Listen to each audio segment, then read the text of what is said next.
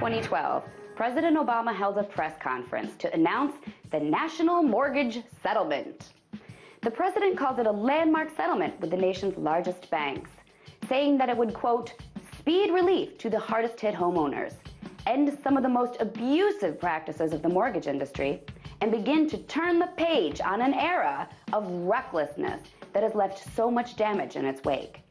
Sounds good and righteous, right? Among other provisions, the settlement established oversight monitors, people whose job it would be to check over bank data every quarter. They are supposed to make sure banks are no longer filing invalid documents, foreclosing on properties when they have no legal right to do so, and doing all the other criminal activities they were doing that got the country into this housing mess. The first reports are due this month, so they better come back clean or else those banks are going to pay for their criminal activities this time around, right? Actually, wrong. Silly American, of course the banks aren't going to face penalties for criminal activity in the housing market, settlement or no settlement. You see, under the settlement, banks are allowed a 5 to 10% threshold error rate, which means banks can violate the legal standards on 1 out of every 20 mortgages they service. To put that in context, 5% of all mortgages in the U.S. equals 2.5 million homes.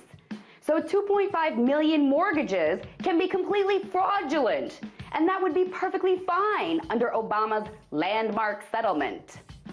The best part, though, is that the reviews the settlement monitors use to assess the bank's compliance with law are written by people paid by the banks themselves.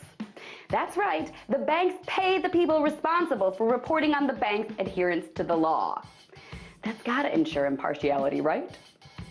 Organizations like the Center for Investigative Reporting have already found that banks continue to file invalid documents and foreclose on properties to which they have no legal right.